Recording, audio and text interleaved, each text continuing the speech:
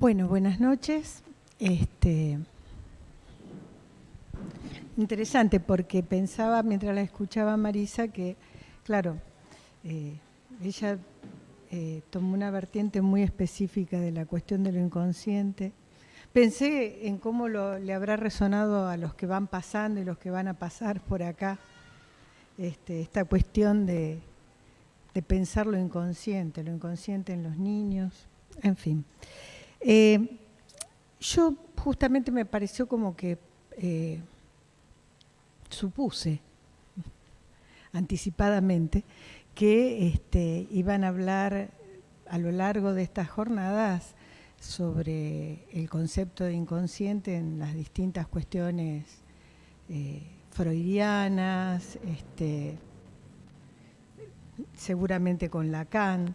Bueno, escuché ahora también cuestiones de Klein, de Winnicott. Entonces pensé otra manera de abordarlo. Y voy a partir de un dicho, lapsus, de un paciente. Un paciente que venía a las primeras entrevistas y que en esas primeras entrevistas dice: sé que aquí importa lo inconsistente. Yo le pregunto, ¿lo inconsistente? Evidentemente fue un lapsus por inconsciente. Entonces, ante mi pregunta, él responde: lo que pasa es que me hundo en ciertas cosas, son como arena movediza. Tal vez algo terrible hay abajo, pero yo tengo que saber.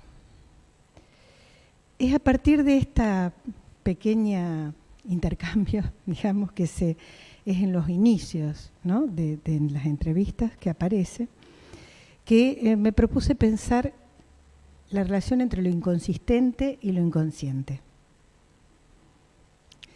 La consistencia, busqué, dice en cualquier diccionario, en internet, cualidad de la materia que resiste sin romperse ni deformarse fácilmente. Cualidad de lo que es estable, coherente y no desaparece fácilmente. Eso es consistencia. Y de inconsistencia dice falta de consistencia en la materia, falta de estabilidad y coherencia en una cosa, falta de firmeza, persistencia, solidez, equilibrio. Algo de lo que el paciente inmediatamente asoció: me hundo. Una primera pregunta sería, ¿lo inconsciente es una inconsistencia? ¿Es una inconsistencia de la conciencia? ¿Es una inconsistencia del lenguaje? Bueno, con esto voy a recorrer un poquito con este hilo.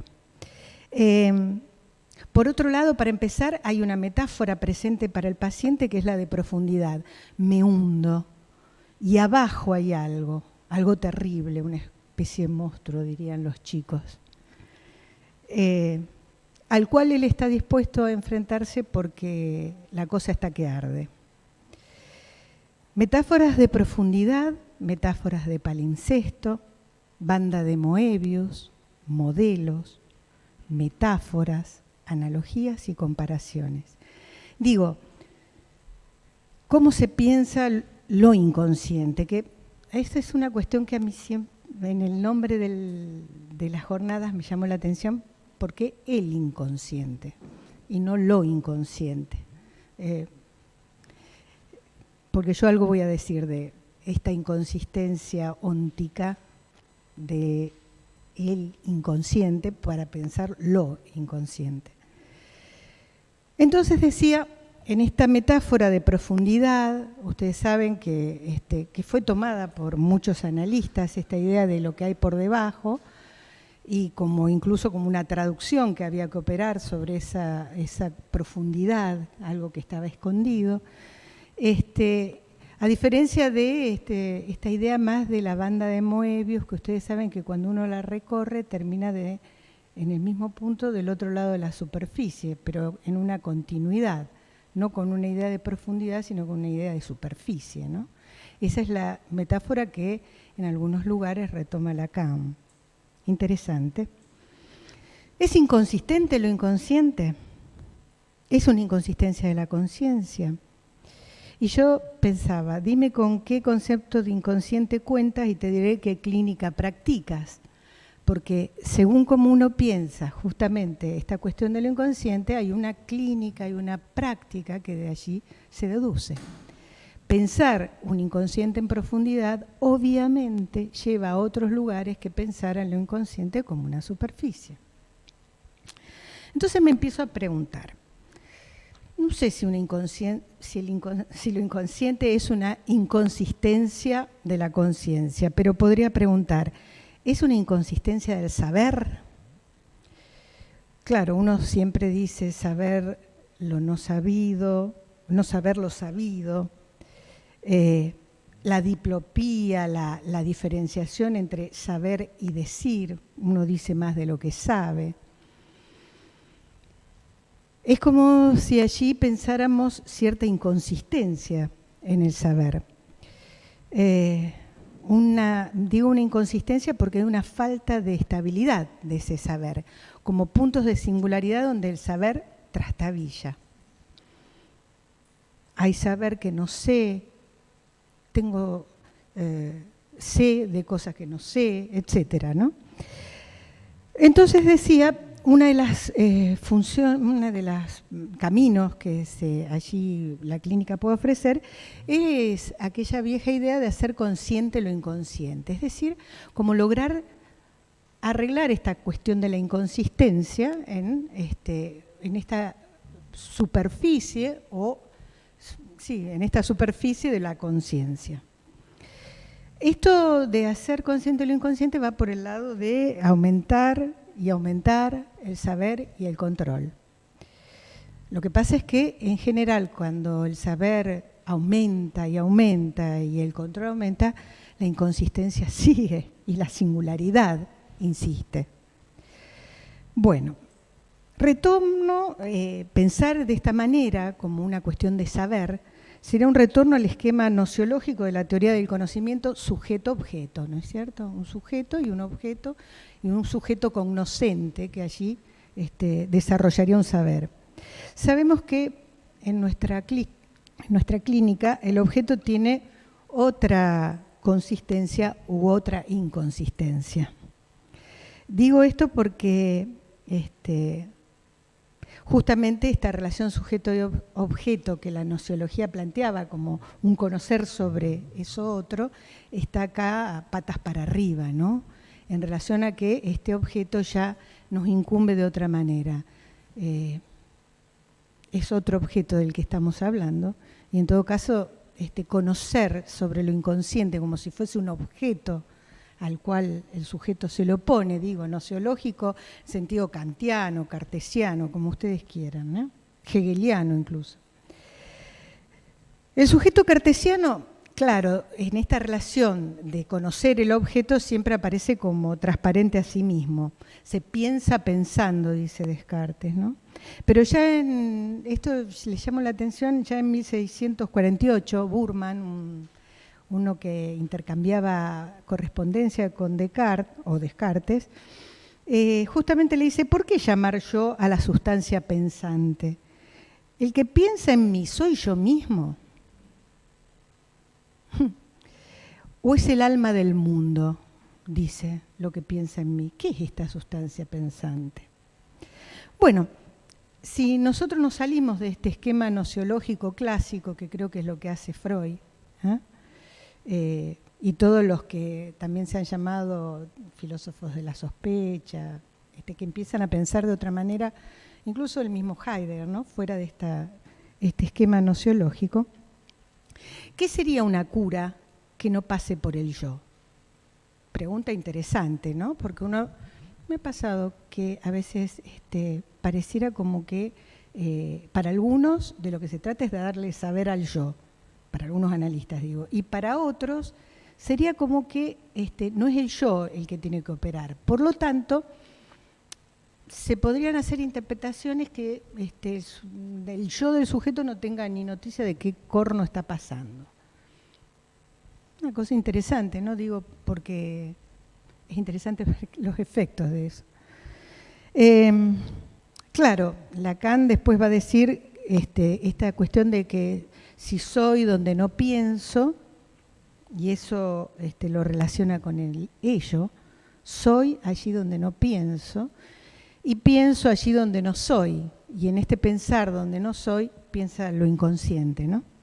Bueno, esta es otra cuestión, ¿no? Porque ahí aparece primera, segunda tópica y la tópica lacaniana. Diría yo que la primera tópica entre preconsciente, consciente e inconsciente, y la segunda tópica, yo, superyo y ello, y la tercera tópica yo digo porque es real, simbólico e imaginario, ¿no?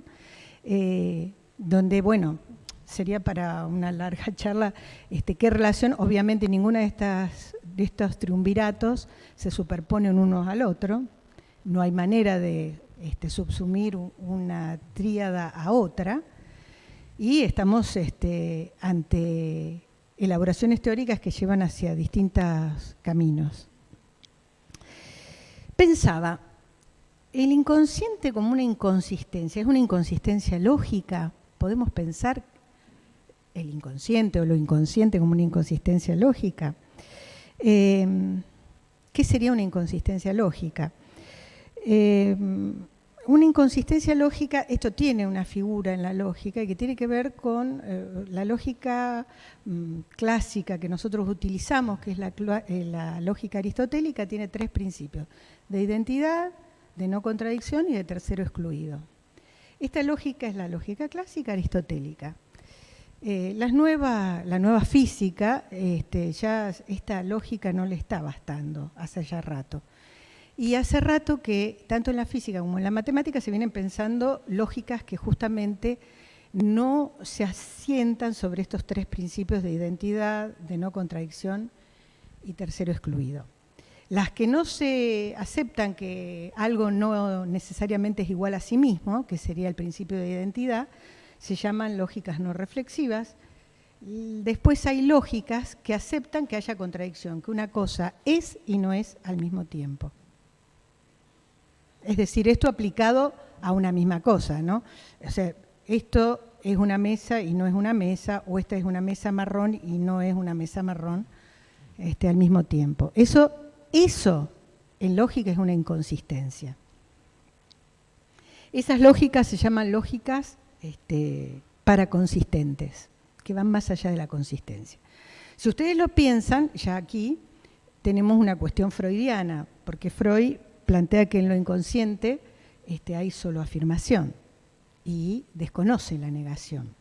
Por lo tanto, la contradicción es parte de cómo él piensa lo inconsciente.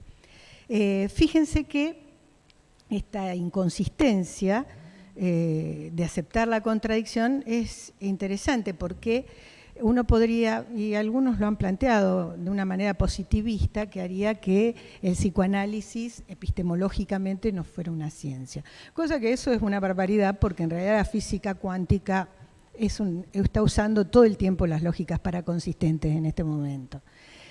Y además, esto del tercero excluido es un principio que dice que cuando un sistema está bien armado, una cosa es o no es y no hay una tercera posibilidad.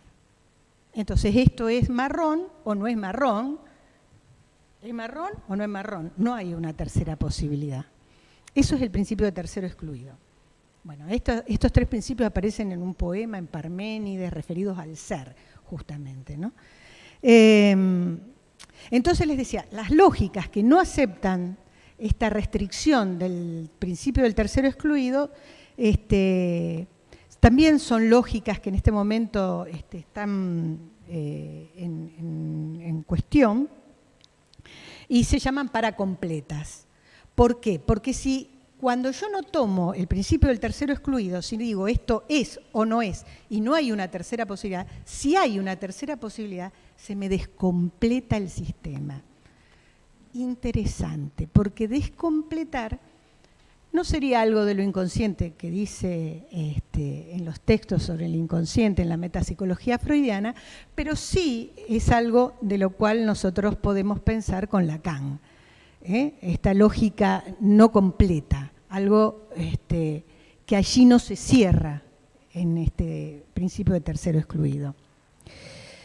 Entonces decía, tal vez tanto las lógicas paraconsistentes como las lógicas paracompletas podrían ser pensadas en relación a lo inconsciente, y fundamentalmente allí, por lo menos con la cuestión de la contradicción, tenemos un tema de lo inconsistente en el inconsciente. Inconsistencia que, insisto, tendría que ver con la posibilidad de la contradicción. Con esas afirmaciones sin negación. El síntoma, el sueño, las formaciones del inconsciente juegan otras lógicas, evidentemente. Y no es lo mismo decir que no son lógicas a decir que juegan otras lógicas. Esto también es interesante, porque muchas veces se considera que la lógica aristotélica, con estos tres principios que yo mencionaba, es la razón. Y esto sería un poco más complejo realmente para pensar. Esto me lleva a pensar la inconsistencia óntica del inconsciente. Por eso yo decía, es una cosa, el inconsciente es algo, es letra, es significante. Porque todas estas ideas a veces parecieran que nos llevaran a pensar en cosas, ¿no? En objetos, en retornar a este esquema nociológico, digo yo, ¿no? De un objeto al cual yo puedo conocer.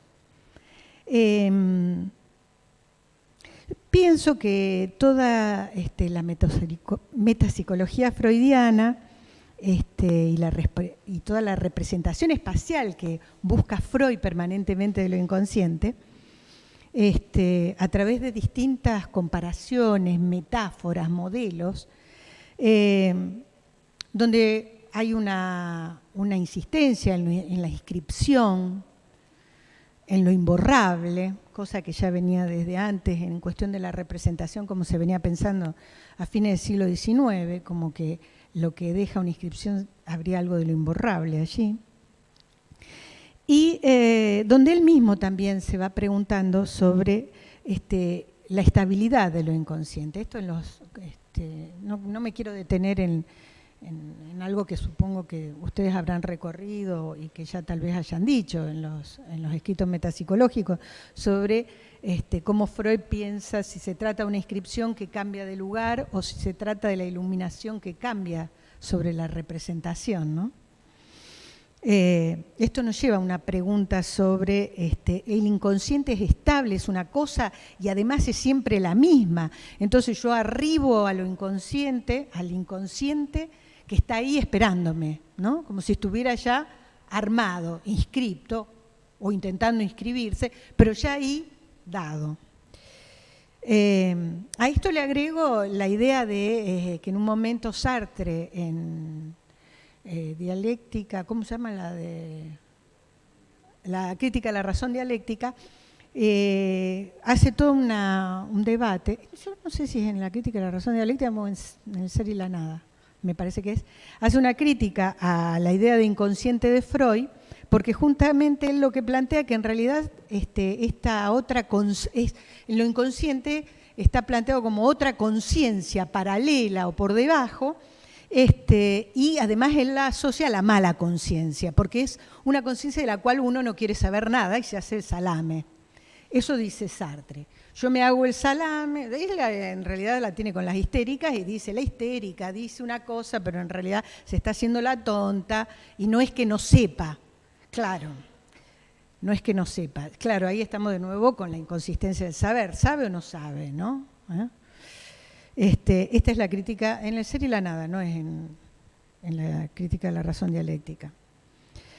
Bueno, yo pienso que la inconsistencia óntica del inconsciente está en relación también con el cuerpo y con el cuerpo hablado, plagado de inscripciones, que en esas inscripciones va perdiendo también algo de su estatuto físico.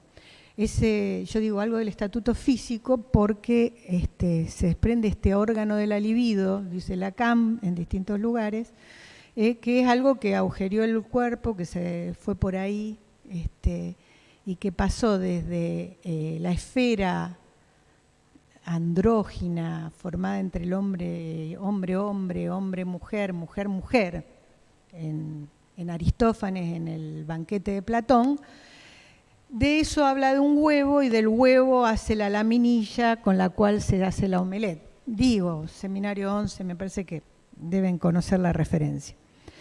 Bueno, sigo. El cuerpo y lo inconsciente. Bueno, el cuerpo y lo inconsciente. Porque lo inconsciente pareciera que uno se preguntaría, en Freud lo que aparece como cuerpo es el yo. Y lo inconsciente es un incorporal. Lacan retoma a los estoicos en una relación fantasmal, digamos, ¿no?, de lo inconsciente. También él retoma, y me parece que es interesante pensar, los afectos espinocianos en el cuerpo, de el odio, la ignorancia, pero fundamentalmente el afecto de la angustia, ¿no?, sobre el cuerpo, que nos hablaría allí de una relación de lo inconsciente instalado en el cuerpo. Bueno, el cuerpo no sabe, pero el cuerpo goza, y el cuerpo también goza. Esto es interesante porque no solo goza de maneras singulares, sino también que está en una política de la satisfacción, si se quiere, social, donde socialmente está bien dar la teta o no está bien dar la teta, está bien dar la teta hasta los 5 años o no, tiene que darse hasta los 3, y todas las vicisitudes que socialmente y culturalmente, además, históricamente, han ido y van sucediéndose, ¿no? Bueno, entonces decía, hay una inconsistencia en el cuerpo que el nombre propio, en cierto modo, buscaría enlazar. En cualquier acoplamiento, y de esto se trataba el andrógino, como lo toma Lacan, algo se escapa, algo no logra el completamiento. Digamos, el tercero excluido, ¿no? No se respeta el tercero excluido. Bueno, sigo. Hay una inconsistencia del deseo. Entonces yo decía, bueno, una inconsistencia, voy recorriendo, inconsistencia del deseo. El deseo muchas veces se lo traduce rápidamente y por más que se tomen todas las medidas, se recae en pensarlo como una cosa de las ganas o incluso como el deseo sexual. Si uno dice deseo sexual, habría que ver qué se está diciendo, ¿no? Porque el deseo, dice Freud, del que nosotros estamos hablando, es un deseo infantil e inconsciente. Así que no se trata de las ganas como tal. En realidad hay una inconsistencia de las ganas, porque cuando uno... hay pacientes que pueden traer, que tienen muchas ganas de algo y justamente eso les hace agua. Ni que hablar de lo sexual, justamente, ¿no? Cuando algo ahí es inconsistente. Sobre todo para los muchachos esto es más grave porque se está más expuesto a esa inconsistencia. Claro, el deseo no cuenta con la consistencia de los significados, porque eso son las ganas. Las ganas tienen que ver con significados. Y los significados, volvemos de nuevo a ese viejo esquema sujeto-objeto, ¿no? Entonces hay un significado para mi deseo. Yo deseo tal cosa. Y el deseo siempre se va para otro lado. El deseo, puse yo acá, escribí, va tras lo que resta consistencia a esa satisfacción. El deseo es justamente lo que resta en esa satisfacción y que se escapa siempre. Bueno. Hay una temporalidad también en lo inconsciente que yo pensaría inconsistente. La temporalidad de lo inconsciente también es inconsistente. Habría que ver en qué sentido. Freud, usted sabe que dice en un punto que sería atemporal lo inconsciente. Uno podría decir que más que atemporal, de lo que se trata es de otra temporalidad. ¿Qué tiempo rige esta lógica de lo inconsciente, esta lógica que tal vez sea paraconsistente, esta lógica paracompleta. ¿Cuál es esa noción de tiempo? Bueno, también daría para un largo desarrollo de que obviamente no es el tiempo cronológico, ese tiempo no rige seguramente el tiempo cronológico del reloj, el tiempo social de la rutina, como dice Heidegger, no es el tiempo del inconsciente. Tampoco es exactamente el tiempo como lo relata San Agustín en las Confesiones, que busca una noción del tiempo como un tiempo íntimo, el tiempo del recuerdo, el tiempo de la memoria, dice, y hace todo un desarrollo sobre esta temporalidad de lo íntimo, interior, que no es el tiempo externo, el tiempo del sol que sale y se pone, el tiempo cosmológico, el tiempo del reloj, que empieza siendo reloj de sol, reloj de agua, reloj de arena. San Agustín hace una relación con una temporalidad que es esta, la del recuerdo.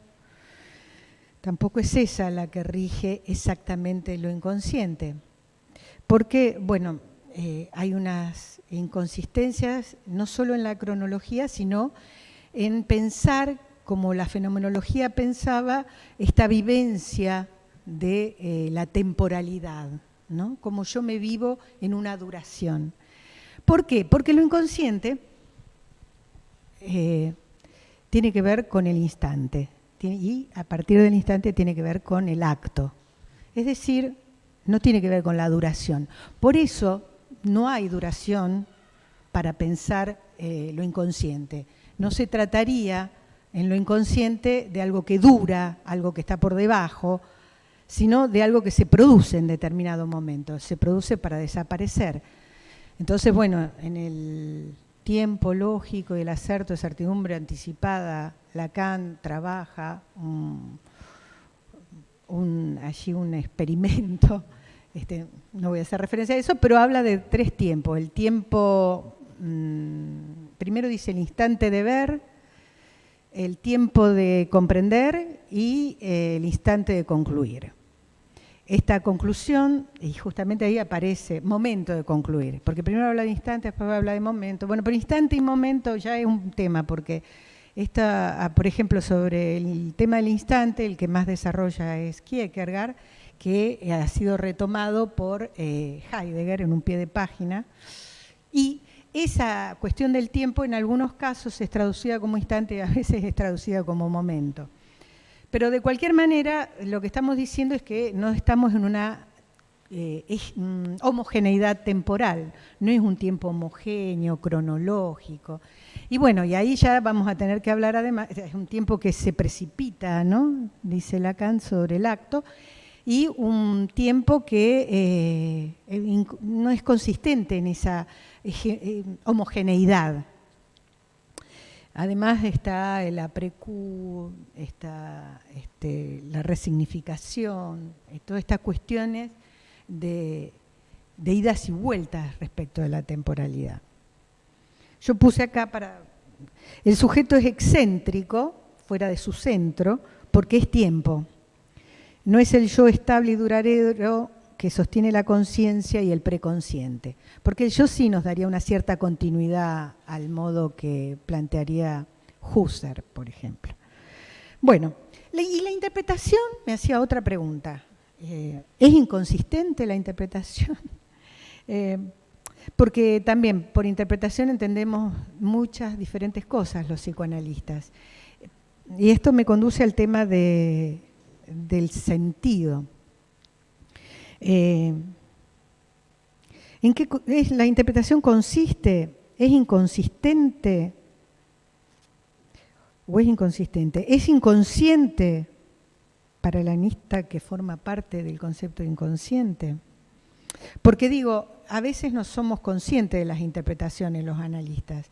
Yo diría que las interpretaciones mejores son las que no somos conscientes y que en realidad nos enteramos después cuando nos lo devuelven, muchas gracias, cuando nos los devuelven el paciente, ¿no?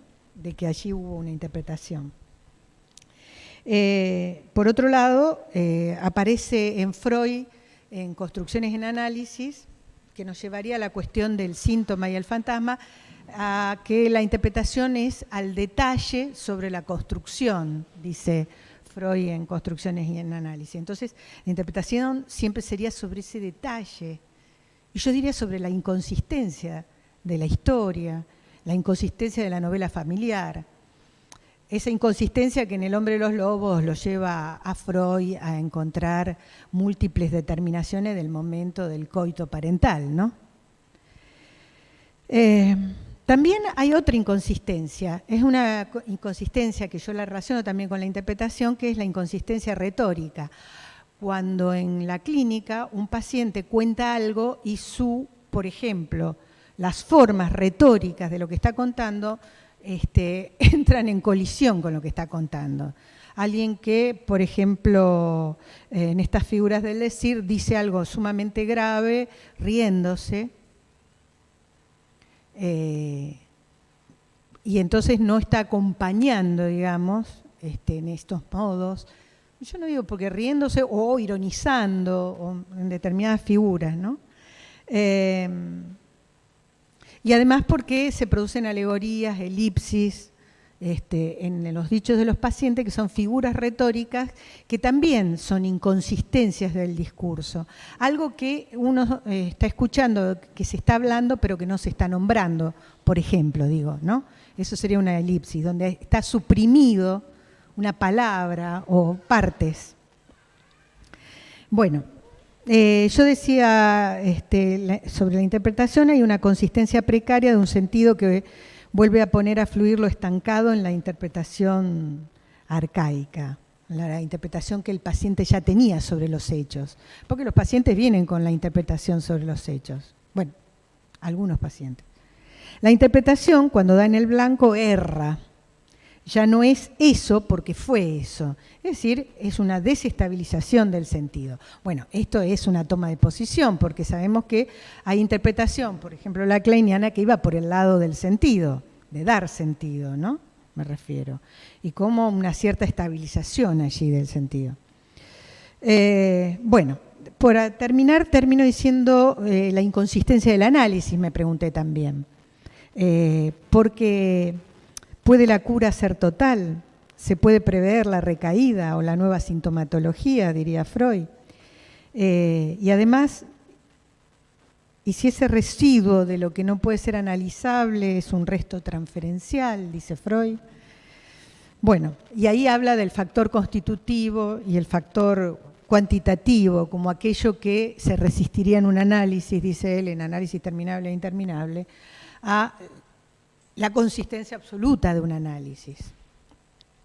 O sea que me pareció que lo inconsistente, dado el lapsus de mi paciente, me llevó a pensar por ese hilo un montón de cuestiones. Vuelvo a mi paciente. ¿Se trata para él de encontrar la consistencia perdida en algún horror escondido? ¿Un sentido subyacente? ¿O serían sentidos relativos que se van barajando? Más bien, se tratará de la ausencia de sentido. Creo, en realidad, que de lo que se trata es de que el sentido no se estanque, discurra sobre la banda de Moebius, para que no se traiga al sujeto como la arena movediza. Que la inconsistencia no se cristalice, ni se pretenda que desaparezca, que en última instancia son dos caras de lo mismo, es ocasión de poder hacer con el sufrimiento en lo que la vida nos depare. Lo inconsciente es la inconsistencia del otro, porque habla. Bueno, hasta acá llego.